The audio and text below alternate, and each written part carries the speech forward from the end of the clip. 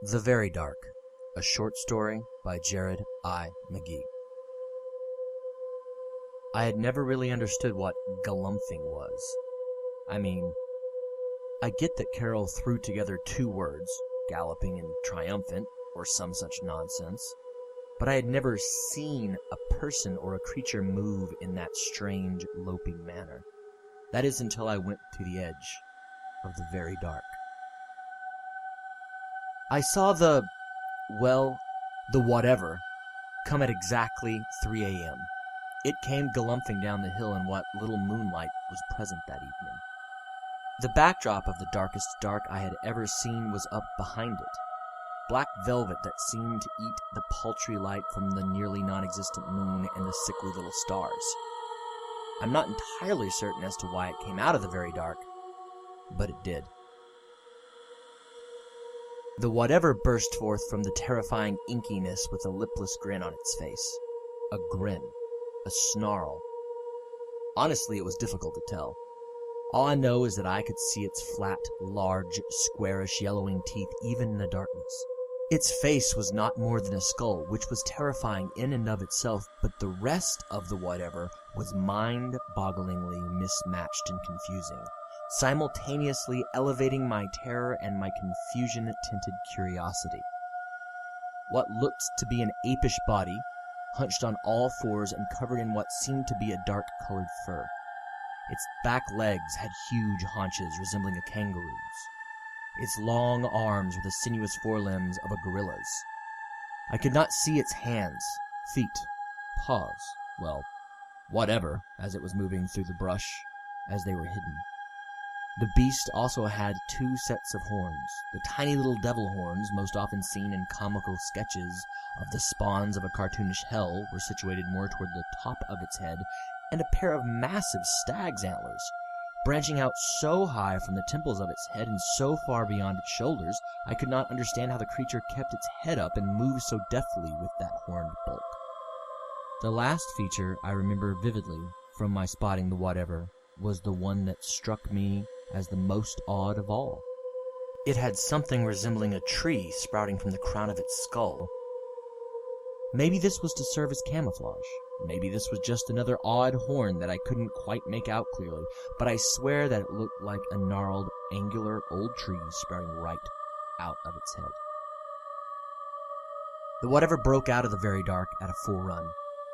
It stopped, sniffed the air, if that's even possible with those holes in its skull face, paced forward a few paces, sniffed again, paced left, listened, paced right, listened, made a wet coughing sound with its face aimed to the sky. Then, to my utter horror, it looked right at me. Hollow sockets met my eyes, and though I was hidden away in a decent distance from that frightful monstrosity, I swear it knew I was there, met my eyes, and smiled. With that widening of its grin and snarl combined does not work as well as gallop and triumphant, I guess. It quickly turned away from me and hurtled back into the blacker than black of the very dark. To be honest, I can't recall what took me out to the hill that night. I vaguely remember some research that led me to believe that I could see into the very dark then, something about liminal times, what happens to those in-between spaces, and the like. And Arnold van Gennep here, Diana Wynne Jones' novel there. But that small amount of generic reading simply couldn't have led me to the hill at that time. I think I was meant to be there. Just one of those gut things. I was drawn there by the same unnamed forces that created the very dark and the whatever. The specificity of my description of the beast does, I know, make the vagueness of what I know of the very dark that much more front and center. Believe me. It's frustrating to me, too. I know that the very dark is, in case it's not easy to guess, very, extremely, extraordinarily devoid of light. Aggressively, oppressively so. I know that the references to the very dark have a way of popping up in God knows how many folktales, legends, myths, expressions, and damned near anything else created by humans. Lastly, and most importantly, I know that the very dark is not a good place. It wants to hurt us. It is actively seeking to harm humans, to chip away at our happiness, our population, our existence. The whatever is just an ambassador of a greater doom that humanity cannot avoid. Those dark things from your nightmares, those horrifying tales from myriad cultures' distant pasts, the prickles on your neck and the corresponding sickness in your stomach when you're alone. Those macabre fictional stories that just come to a writer seemingly from nowhere. They are all tapping into that other world. They are all pale reflections of the badness that seeps into our world from theirs. The very dark is inching ever forward toward us, and for some reason, I am running headlong into it. Maybe Yeats' visit to the very dark is finally making some sense. Maybe those 20 centuries of stony sleep have finally run their course, and the rough beast has finally decided that Bethlehem really is ready for its new ruler.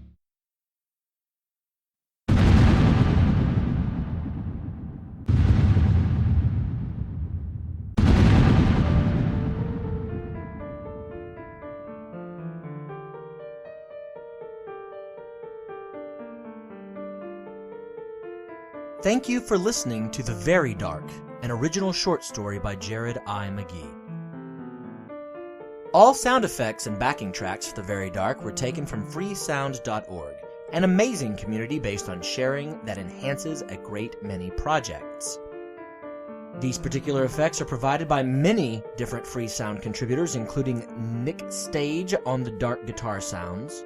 The haunting piano portion is from Sutuneman, whose extensive soundtrack work can be found at pond5.com.